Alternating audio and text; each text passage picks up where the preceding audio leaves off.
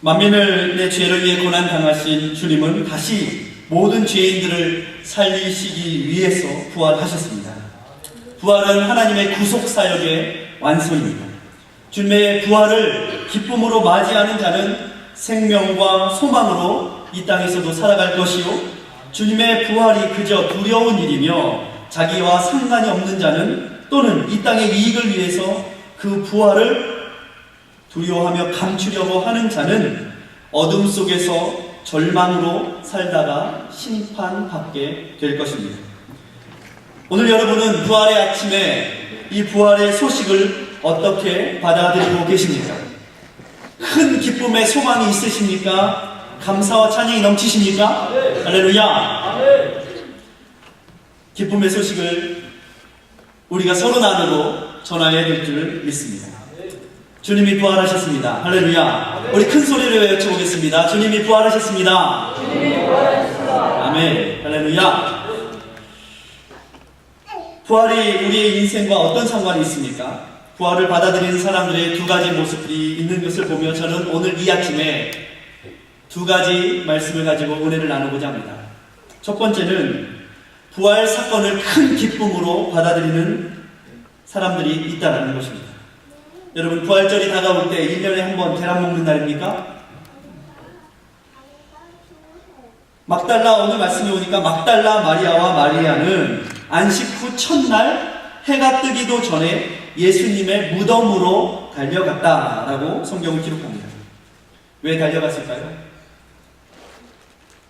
주님을 전심으로 사랑하며 고난의 십자가를 끝까지 지켰던 사람은 사실 제자들이 아니었습니다. 여인들이었습니다. 예수님에 대한 간절한 사랑은 안식일, 예수님이 십자가에 달리시고 그리고 그 무덤이 동굴에, 굴에 묻혀 있을 때 그 안식일을 이 여인들은 안식하지 못하며 지낼 수밖에 없었습니다. 왜? 주님이 그들 가운데 계시지 않다라는 그 마음 때문에. 그 마음속에 이끌는 간절한 사랑은 안식일에도 뜬 눈으로 밤을 새우고 안식 후 첫날 미명, 해가 뜨기도 전에 예수님이 계신 그곳으로 달려가고 있습니다. 여러분은 주님께로 달려가고 계십니까? 부활의 주님을 기대하고 바라보며 밤새 잠도 자지 않고 예수님 만날 기쁨으로 기뻐하고 계셨습니까? 아니면 쿨쿨 잘 주무셨습니까? 인생 가운데 주님이 안 계시면 안식일도 안식일이 될 수 없습니다. 이 여인들은 안식일에도 안식하지 못했습니다. 예수님을 보고 싶은 마음 때문에, 예수님이 그 되는 때문에 그들은 마음에 빨리 안식일만을 지나기를 바랬던 것입니다. 그렇게 예수님 없는 인생은 안식이 없는 인생입니다. 두려움, 떨림, 당황스러움, 어떻게 살아가야 될지 아는 고민들,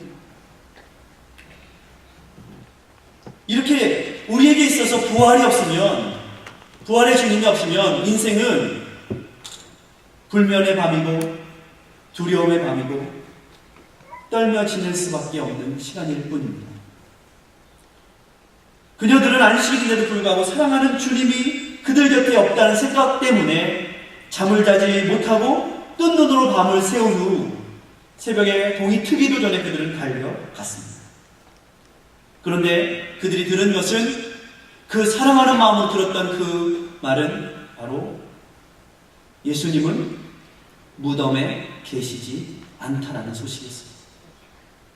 주님을 간절히 찾는 자는 하나님으로부터 위로의 말, 축복의 말, 소망의 말을 듣게 되는 것입니다. 할렐루야. 그 사랑 때문에 제자들이 아니라 이 여인들이 먼저 부활의 소식을 목격하게 되었습니다. 5절과 6절의 말씀에 천사가 뭐라고 말했습니까? 여자들에게 일러 가로되 너희는 무서워 말라.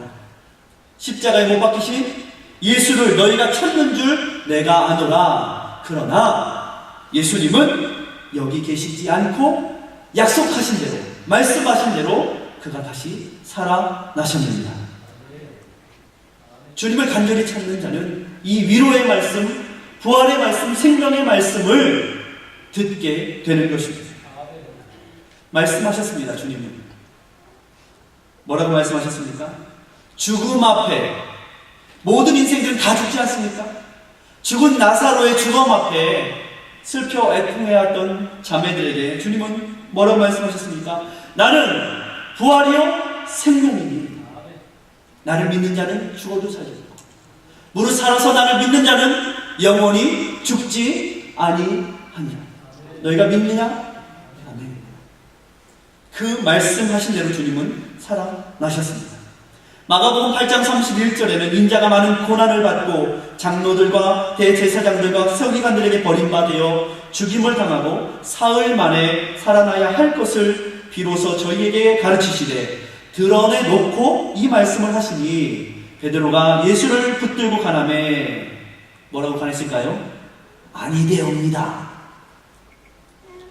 그런데 예수님께서는 베드로를 꾸짖어 사단아 내 뒤로 물러가라 하셨습니다.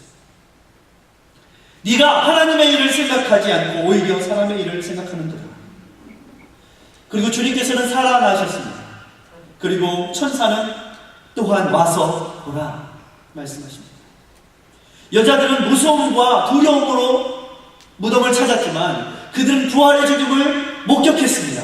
그랬더니 그 가운데 무엇이 있었습니까? 무서움, 두려웠다. 그런데 그 두려움은 어떤 두려움일까요? 죽음 앞에서의 두려움이 아니라 소망의 두려움입니다. 여러분, 하나님 앞에 서면요 두려움이 생깁니다. 그것은 거룩한 두려움입니다. 소망이 없는 절망의 두려움이 아니라 하나님을 경외하고 그 거룩하신 분 앞에 서 있다라는 그 떨림이 사람 앞에 생기게 되는 것입니다. 여자들은 그 기쁨의 소식을 듣고 어디로 달려갔습니까? 죽음의 자리, 무덤의 자리가 아니라 빨리 누구에게 달려갑니까? 제자들에게 달려갔습니다. 왜 달려갔을까요? 부활의 소식을 전하기 위해서 그들은 달려갑니다. 주님은 그 달려가는 여인들을 또한 그냥 보내주시지 않고 이 여인들은 누구에게 들었어요? 천사에게 들었을 뿐인데 주님은 달려가는 그 여인들을 만나 주십니다. 그리고 이 여인들에게 9절 말씀에 예수께서 저희를 만나 가라사대 평안하뇨?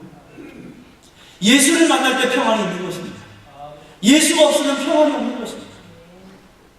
부활의 주님을 이 시간 여러분 만나시기를 주의 이름으로 축원합니다. 하나님이 주시는 평강이 여러분 안에 충만하시기를 주의 이름으로 축원합니다. 부활은 놀라운 일입니다. 그동안에 경험치 못한 신비한 일입니다. 사람들은 이 부활 앞에 두려움과 놀라움을 감출 수 없습니다. 그러나 믿음의 사람들은 여기서 끝나면 안 됩니다. 여기서 그치면 안 됩니다. 이 소식이 처음 듣는 소식이요 처음 보는 소식이니 두려운 일이고 떨리는 일이지만 그러나 무엇보다 믿음의 사람들이 다른 것은 이 소식은 기쁨의 소식이라는 것입니다. 여러분, 부활의 소식은 큰 기쁨의 소식입니다. 할렐루야. 그리고 이 여인들은 주님께 어떻게 했습니까? 경배했다. 그리고 주님을 어떻게 했다고요? 그 발을 붙잡고 경배했다. 성경은 이렇게 기록하고 있습니다. 여러분, 주님을 모르는 사람들은요 부활한 주님을 만나도 붙잡고 경배할 수 없어요. 왜? 무서워서. 그러나 믿음의 사람들만이, 하나님의 택한 백성들만이 이 부활의 소식 앞에 붙잡고 주님을 경배하고 하나님이 주시는 평강을 누릴 수 있는 것입니다. 두 번째는 이것입니다. 부활의 소식이 믿는 자들에게는 큰 기쁨의 소식이지만 부활의 소식이 두려움의 소식이요 그 부활을 감춰야 되는 사람들이 있다는 것입니다. 본디오 빌라도는 마태복음 27장 65절과 66절을 보니까 예수님을 못 박아 죽인 후에 어떻게 했습니까? 그 시체를 무덤에 넣어놓고 파수꾼을 세웁니다. 빌라도가 가로되 너희에게 파수꾼이 있으니 가서 힘대로 굳게 하거나. 여러분, 부활을 우리의 힘대로 굳게 지킬 수 있을까요? 저들이 주님의 부활을 막을 수 있을까요? 돌문을 꽉 틀어막고 힘대로 굳게 지킨다고 부활을 막을 수 있겠습니까? 사람들은 원하지 않습니다. 주님을 모르는 사람, 주님을 부인하는 사람, 주님을 못 받는 사람은 주님의 부활이 반가울 리가 없습니다. 저들에게는 이 일이 두려움의 일이요 자기들의 거짓과 죄악이 드러나고 탄로날 일이기 때문에 결코 부활의 소식이 즐거운 일이 될 수 없습니다. 주님의 약속된 말씀을 모르고 믿음이 없는 자에게 그저 부활은 두려움, 떨리는 소식일 뿐입니다. 그 의미를 모르니까. 4절 말씀에도 수직하던 자들이 저를 무서워하며 떨며 죽은 사람과 같이 되었도다. 부활의 소식이 그것을 기쁨으로 받아들이지 못하는 자들에게는 수직하는 자들이 떨며 두려워하고 죽은 자 같이 되어지는 것처럼 생명이 없는 자는 그렇게 죽은 자와 같이 되어지는 것입니다. 또 부활의 소식에 반응하는 대제사장들과 장로의 모습들이 있습니다. 그들에게는 부활의 소식이요 기쁨의 소식이 아니었습니다. 근심의 소식입니다. 여러분, 세상 것이 우선이 되면 대제사장과 장로들과 같이 부활의 소식은 그저 귀찮은 것일 뿐입니다. 왜? 자기들의 계획이 들통나고 탄로나고 사람들에게 손가락질을 당하는 소식이 될 것이기 때문에 그렇습니다. 그들은 무고한 자를 십자가에 못 박았습니다. 심판의 소식입니다. 거기서 다 덮어질 줄 알았는데, 이제 무마될 줄 알았는데, 주님은 그 죄악과 어둠과 악독과 거짓을 어떻게 하십니까? 깨뜨리십니다. 어둠이 빛을 가릴 수 없습니다. 빛은 어둠을 뚫고 나오는 것입니다. 그들은 부활의 소식 앞에 오늘 말씀해 보니까 죄를 가리우고 조작합니다. 생명이 있는 자는 주님께서 부르실 때에, 주님께서 말씀하실 때에 어떻게 반응하냐면 주님 앞에 자기의 죄악과 허물이 있을지라도 회개하고 나오지만, 생명이 없는 자는 주님이 부르실 때에 그것을 잡고 감추고 어두운 곳으로 갑니다. 그리고 죄를 가리우려고 또 거짓말을 하고 또 거짓말을 하고 또 조작을 합니다. 이것이 바로 세상의 모습인 것입니다. 그들은 군병들을 돈으로 매수합니다. 그리고 거짓말하라 합니다. 우리가 잘 때 그를 도적질 했다라고 거짓말하라고 합니다. 그렇습니다. 부활의 소식은 이렇게 하나님의 공의가 이루어지는 이 땅에서 이루어지는 사건입니다. 무고한 자, 소망이 없던 자, 약한 자, 병든 자, 이 모든 질고를 지고 주님께서는 십자가에 못 박히셨지만 그 무고함과 약함을 깨뜨리시고 주님은 부활하셨습니다. 그래서 주님은 우리가 지금은 비록 힘들고 어려울지라도 약할지라도 주님은 이 땅의 법이 아닌 믿음의 법으로 그 어두움에 조작된 법을 깨뜨리시고 사망의 법을 깨뜨리시고 우리를 일으키실 것입니다. 그렇게 하시려고 주님은 잠자던 자들의 첫 열매가 되신 것입니다. 이러한 부활의 소망이 있기 때문에 우리는요, 이 땅에서 불의에 굽히지 않고 살아갈 수 있는 것입니다. 할렐루야. 제사장과 장로들이 돈에도 야, 너 이거 갖고 나하고 친구하자 할 때도 어떻게 할 수 있습니까? 우리는 부활의 소식 때문에 그것을 거절할 수 있는 용기가 서게 되는 것입니다. 어둠을 어둠으로 감추려 하지 않고 빛으로 우리는 담대히 나갈 수 있는 것입니다.